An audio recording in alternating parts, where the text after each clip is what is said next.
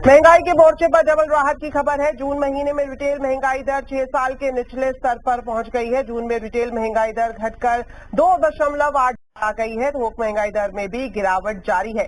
जून में थोक महंगाई दर 20 महीने के निचले स्तर पर पहुंच गई है। तो क्या कहते हैं महंगाई के ये आंकड़े, जान लेते हैं। इस पर एक डिटेल एनालिसिस करते हैं। अब हमारे साथ जुड़ रही हैं इकरा की चीफ इकोनॉमिस्ट अदिति नायर। अदिति, स्वागत है आपका सीएनबीसी आवाज पर। तो सबसे पहले यही जानना चाहेंगे, रिटेल और थोक महंगाई दर में लगातार हम देख रहे हैं गिरावट आती हुई दिखाई दे रही है। आपके हिसाब से इसके पीछे वजह क्या है? Thank you. हमने प्रोजेक्शन लगाया था कि इस महीने में 2.5% की सीपीआई इन्फ्लेशन की दर आएगी और उससे काफी नीचे 2.1% पे आई है। और अंडरलाइन अगर हम डेटा को देखें तो उसमें बेसिकली जो फूड आइटम्स है उसमें एक वाई डिक्लाइन है। यही मेन रीजन है कि हमारा इस महीने में इतना सॉफ्ट इन्फ्लेशन का प्रिंट आया है। पिछले साल इसी महीने में फूड इन्फ्लेशन बहुत ऊंचे स्तर पर थी और उसके कंपैरिजन में इस बार जो वाई इन्फ्लेशन आई है वो एक्चुअली नेगेटिव है।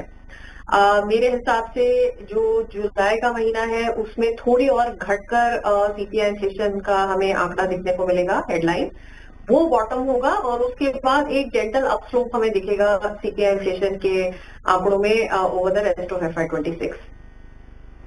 बिल्कुल अदिति, यहाँ पर अगर मानसून की स्थिति के हिसाब से पूरी सिचुएशन देखें तो हम देख रहे हैं देश भर में ज्यादातर हिस्सों में भारी बारिश हो रही है।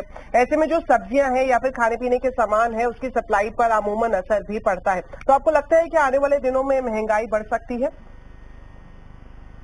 डेफिनेटली, जैसे आपने बोला जैसे जैसे बारिश बढ़ती है वैसे पेरिशेबल आइटम्स पे, फ्रूट और वेजिटेबल के प्राइसेस पे काफी हमें दिखता है कि एक अपवर्ड प्रेशर आ रहा है और ये हम बिल्ड इन कर रहे हैं अपने प्रोजेक्शंस में इस महीने के लिए और आगे आने वाले महीनों के लिए। अभी तक जो सीजनल अप ट्रेंड होता है गर्मी और बारिश के महीनों में वेजिटेबल प्राइसेस में वो नॉर्मल से कम है, इसीलिए हमारे और पिछले साल से बहुत कम है, इसीलिए इस बार इतना हमें सॉफ्ट प्रिंट जून के महीने के लिए मिला है।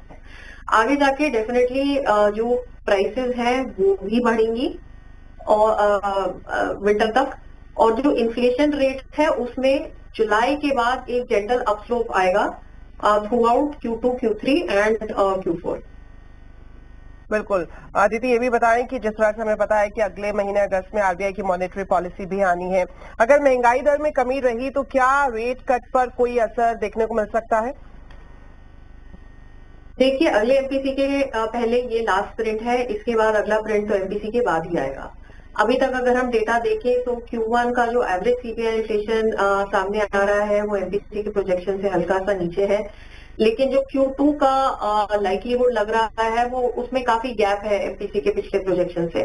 उन्होंने FY26 एज अ होल का 3.7% का अनुमान हमें जून में दिया था और हमारा तब भी एक्सपेक्टेशन था कि एक्चुअली सीपीआई इन्फ्लेशन 3.5% के आसपास आएगी FY26 में, और आज के डेटा के बाद तो और वो थोड़ा नीचे की तरफ हमें फुल ईयर का प्रोजेक्शन लग रहा है।